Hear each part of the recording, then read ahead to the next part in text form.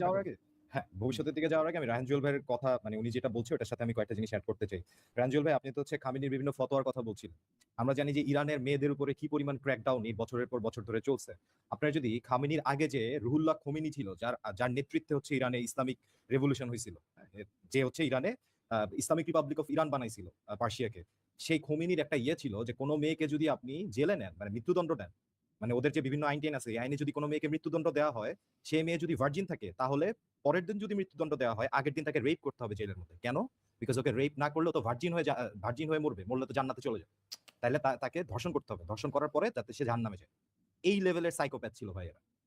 এবং ইরানের বিভিন্ন সময় আমরা তো ইরানে নারীদের উপর স্পেশালি, আপনি মাশা আমিনির কথা বলছেন, মাশা আমিনি তো হচ্ছে আমাদের হচ্ছে আবেগটাকে অনেক মানে সিগনিফিকেন্ট জায়গায় আঘাত দিছে। এরকম অসংখ্য মাশা আমিনি ইরানে আছে। এই যে কিছুদিন আগে যে প্রোটেস্ট হইলো, এই প্রোটেস্টে অসংখ্য মেয়েদেরকে এমনও ঘটনা হয়েছে যে একটা প্রেগনেন্ট নারী তার পেট ছুরি দিয়ে ফেলে ফেলা হয়েছে। এই কয়েকদিন আগে, 1-1.5 মাস আগে 30,000 মানুষ যখন মারছে খামেনি, তখনকার ঘটনা। 2022 সালে যখন মাশা আমিনিকে হত্যা করার পরে নারীরা যখন রাস্তায় নেমে আসলো, নারীরা তাদের হিজাব পুড়িয়ে দিচ্ছিল, নারীরা প্রতিবাদ করছিল, ওইখান থেকে 600-র অধিক 500-600-র অধিক নারীকে আপনার হত্যা করা হয়েছে, জেলে নেওয়া হয়েছে অসংখ্য নারীকে, ধর্ষিত হয়েছে অসংখ্য নারী, অনেকে চোখ হারাইছে। চোখ কেন হারাইছে? বিকজ ওদের চোখে স্পেসিফিক্যালি চোখে টার্গেট করে গুলি করা হয়েছে, যাতে তোরা মানে দেখতে না পারিস।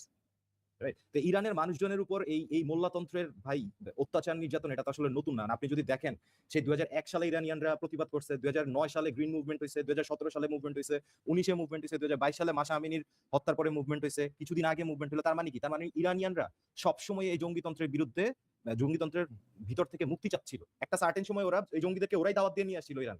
কিন্তু আছে না যে 20 বছর যাওয়ার পর আপনি বুঝে ফেলছেন আপনি কি ভুলটা করছেন। এরপরে ওরা মুক্তি চাচ্ছিল, বারবার মুক্তি চাচ্ছিল, এবং সেই মুক্তির একদম দ্বার প্রান্তে আমরা। রানজুল ভাই একটা জায়গায় বলতেছিল যে ইরানিয়ানরা খালি যে মোল্লাদের উপর খেপে আছে, ঘটনা তা না, আর ইসলামের উপরও খেপে আছে। অ্যাবসলিউটলি।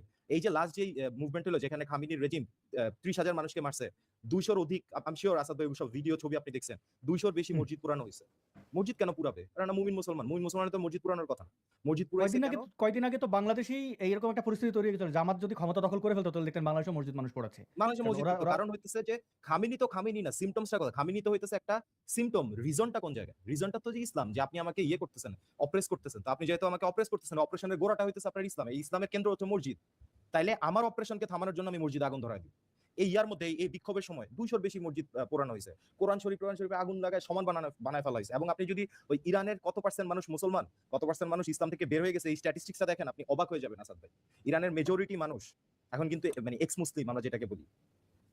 সো এটা ইনএভিটেবল। এবং ইরানের মানুষজন তারা খুবই অ্যাডভান্স, তারা খুবই জ্ঞান বিজ্ঞানে অনেক আগানো। আপনি যদি একটা অ্যাসপেক্ট চিন্তা করেন, যে আমরা যে সিনেমার কথা বলি, ওয়ার্ল্ড সিনেমাতে যে কোনো ফিল্ম মেকার যে কয়েকজনকে ওস্তাদ মানে, কয়েকজন ফিল্ম মেকার, কয়েকজন ডিরেক্টরকে যদি ওস্তাদ মানে, এদের মধ্যে 3-4 জনের যদি আপনি নাম বলেন, এর মধ্যে আব্বাস কিরোস্তামির নাম চলে আসে।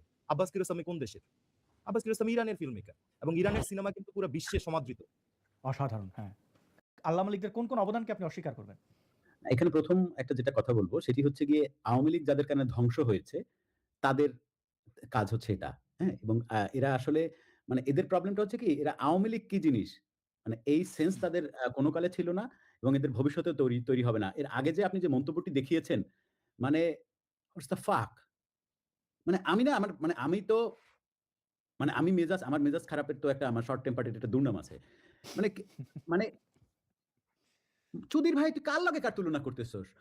মানে গাদ্দাফির বিরুদ্ধে এই যে মুয়াম্মার আল গাদ্দাফি, এ হচ্ছে গিয়ে তার যে হেরেমখানা, সেই হেরেমখানায় কোনো মেয়ে 25 বছরের উপরে থাকতো না। তার হেরেমখানা থেকে 25 বছর হইলেই সেই মেয়েদেরকে মানে রিমুভ করে দেওয়া হইতো। মানে এর সাথে বঙ্গবন্ধুর তুলনা করতেছস চুদির ভাই? মানে এর সাথে বঙ্গবন্ধুকে কিভাবে মিলাইতেছস? আপনি একটু ছবিটা যদি আবার একটু আনতেন আসাদ নূর। আমি একটু ধরে কথা বলতে চাই। আমি দেখাচ্ছি, জি। আমি একদম এখন বলবো যে এটা কি টিটো ভাই, লাদেনের ছবিটা বাদ গেছে। হ্যাঁ, লাদেনের ছবিটা বাদ গেছে। ঠিক আছে, লাদেনের ছবিটা এখানে লাগাস নাই কেন? মানে কেন বলবে অনেকে যে এটা আওয়ামী লীগের বানানো না। আমি তাহলে একদম ধরে দেখাই কেমন? এটা কার বানানো, কাদের বানানো দেখেন। এই ছেলেটা কাজ করছে ডিজিএফের সাথে, আওয়ামী লীগের বিশাল বড় আওয়ামী লীগের, এই কবির চৌধুরী তন্ময় নিজেকে সাংবাদিক বলে। এই দেখেন, এখন বলবে যে এটা তো জামা শিবিরের, তবু মাথা নোয়াবার নয়। দেখেন এখানে লাদেনের ছবিটা কবির চৌধুরী তন্ময়ের কেউ এই লিগার রে, এই আল্লামা লিগার রে, সে কিন্তু নাস্তিক, সে মিজানুর রহমান আজহারের মতোই। কিন্তু তারা ওই ইসলামিক সন্ত্রাসবাদের ক্ষেত্রে আল্লামা লিগারে গিরি করতে যায়। কিন্তু একটা ভয়ঙ্কর তথ্য দিই আসাদ নূর, এ কিন্তু হচ্ছে গিয়ে আওয়ামী লীগের পেজের অ্যাডমিন। হ্যাঁ, এই তো এই দেখেন এইটা হচ্ছে আওয়ামী লীগ। এখন এগুলা বলতে গেলে এই কবির চৌধুরী তন্ময়রা কোন জায়গায় গাদ্দারি করেছে আওয়ামী লীগের সাথে সেই বিষয়ে এটা আওয়ামী লীগের দায়। কিন্তু এইটা হচ্ছে তারা পোস্টার মানে এগুলো এরকম আমি ১০০ জন আওয়ামী লীগের ইয়েতে দেখেছি। এখন এই আল্লামা লীগারদের কোন অবদান আপনি আপনি জাস্ট একটা অস্বীকার জিনিস করবেন বা চিন্তা স্বীকার করেন না করবেন? ভাই, মানে পলিটিক্স অ্যাসাইড, এই সাদ্দাম হোসেনের কাছে তার নিজের দেশে কত মানুষ মারা গেছে, সাদ্দাম হোসেনের কাছে সাদ্দাম পুরো হোসেনের পৃথিবীর কত ছেলে মানুষ মারা গেছে। আপনি আপনার নামটা আমি দেখতে পাচ্ছি না। মানে সাদ্দাম হোসেনের যে ছেলে কুশে হুসাইন আর উদে আচ্ছা, হুসাইন। আমাদের সাথে রয়েছেন আলফি সুলেমান, আমাদের সাথে রয়েছেন রায়হান জুয়েল। আ জি, আমরা জান্নাত নিয়ে কথা বলছিলাম। জি, এখানে এই উদে হুসাইন আর কুসে হুসাইন এই ২ জনের হচ্ছে গিয়ে শখ ছিল নতুন বিবাহিত যে সমস্ত মেয়ে আছে তাদেরকে হচ্ছে গিয়ে আলাদা করে এনে রেপ করা।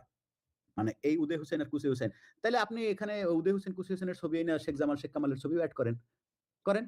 জামায়াতেরা যে শেখ জামাল, শেখ কামাল সম্পর্কে যে সমস্ত ন্যারেটিভ ক্রিয়েট করেছে, অর্থাৎ মেজর ডালিমের বউরে এই করছে, সেই করছে। যদিও মেজর ডালিম নিজের বইতে এটা উনি ডিফাইন করে গেছে যে, না এই ধরনের কোনো ঘটনা ঘটে নাই। মেজর ডালিম একটা খুনি সেটা আলাদা ব্যাপার। কিন্তু সে তো এইটা মানে সে বলে গেছে।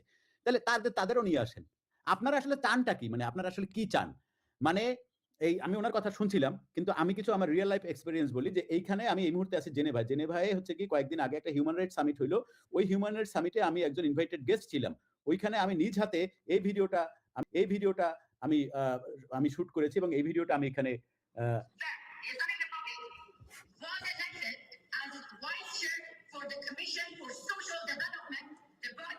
এটা অনেক বড় ভিডিও আমি টিটু সংক্ষিপ্ত ভাই, আপনি বলার আগে আমি জাস্ট একটা ইনফরমেশন, আপনি যাকে দেখাইছেন জি। উনি কিন্তু হচ্ছে ইরানিয়ান যে খামেনি রেজিমের টার্গেটে ছিল। উনি হ্যাঁ, ব্রুকলিনে আমি নিউইয়র্কে জানি। ব্রুকলিনে থাকা অবস্থায় ৩ বার উনাকে অ্যাসাসিনেট করার চেষ্টা করছে রাইট, এই রেজিম। রাইট। এটা উনিও বলেন টিটু ভাই।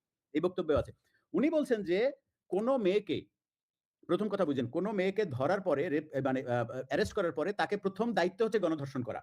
১ম দায়িত্ব, এটা একেবারে অফিসিয়াল দায়িত্ব তাকে গণধর্ষণ করা। গণধর্ষণ করার পরে হচ্ছে গিয়ে তাকে হত্যা করা এবং তাকে মুসলমান দ্বারা হত্যা করা এই কারণ হচ্ছে এদের জন্য জান্নাত হারাম হয়ে যায়। ধর্ষিত নারীদের জন্য জান্নাত হারাম হয়ে যায়। মানে পৃথিবীতে মুসলমানদের উপর যদি আপনি মুসলমান পার্সপেক্টিভ থেকে দেখেন, উনি যে কথাটি বললেন যে ইরানে হচ্ছে গিয়ে শুধু মানে নাস্তিকই না, তারা ইসলাম বিদ্বেষী। আমি 100% এগ্রি উইথ হিম। 100% না, তারও বেশি এগ্রি। মানে ওইখানে যে জিনিসটা হইছে, আমি এখানে আসার পরে ১ম যে সোশ্যাল ইন্টিগ্রেশন কোর্সটা করলাম, সেই সোশ্যাল ইন্টিগ্রেশন কোর্সে হচ্ছে গিয়ে আমার টিচার ছিলেন ইরানি। তার সাথে আমার ক্লাসের বাইরে যে সমস্ত কথা হইতো, তার যে অভিজ্ঞতা, আসাদুর ভাই, হুম। আমি কিন্তু খুব স্ট্রং হার্টেড একজন মানুষ। কিন্তু উনার অনেকদিন এরকম হয়েছে যে উনি ক্লাস করছে, তারপরে দেখি যে আমার এখান থেকে ভিজে গেছে, আমি কাঁদতেছি। এত অন্যায় ইরানের এই খোমেনি তার নিজের ক্ষমতা টিকিয়ে রাখার জন্য তার নিজের দেশের নাগরিকের উপরে করেছে এবং তার নিজের দেশের নাগরিক কি কারণে তার উপরে। সবচেয়ে বড় কথা হচ্ছে ইরানে যেই পরিমাণে ন্যাচারাল রিসোর্স আছে তাতে আপনারা নিশ্চয়ই নাউরো বলে একটা দেশ ছিল, এখন মানে ওইটা দেশ নাই বললেই চলে। সেই দেশের প্রত্যেকটা মানুষকে সরকার এমন একটা ব্যবস্থা করে দিয়েছিল যে পৃথিবীর হাই লিভিং স্ট্যান্ডার্ড দিয়েছে, কিন্তু তাদের কোনো কাজ করতে হতো না। এত ফসফরাস তাদের দেশে ছিল। ইরান এত বড় একটা দেশ এবং তাদের ন্যাচারাল রিসোর্স এত বেশি যে ওইখানের কোনো মানুষ কোনোদিন যদি কাজ না করে তাহলে আগামী আরো ২-৪০০ বছর খুব সুন্দরভাবে বেঁচে থাকতে পারবে। কিন্তু সে কি করে? এই টাকা দিয়া সে হুতি পালে, এই টাকা দিয়ে সে বোকো হারাম পালে, এই টাকা দিয়ে সে হচ্ছে গিয়ে আপনার হিজবুল্লাহ পালে, এই টাকা এমনকি সে আইএসএ দেয়। এমনকি ইরানের এই তেল বেচা টাকা বাংলাদেশের জঙ্গিবাদ, তুরস্কের জঙ্গিবাদ প্রত্যেকটা জায়গায় যায়। তাহলে সেই দেশের মানুষ সেখানে খেপবে না? ৫০,০০০ মসজিদ বন্ধ হয়ে গেছে কারণ সেই মসজিদে কেউ যায় না। কেন এটা? কি কারণে? রাইট, ভালো প্রশ্ন।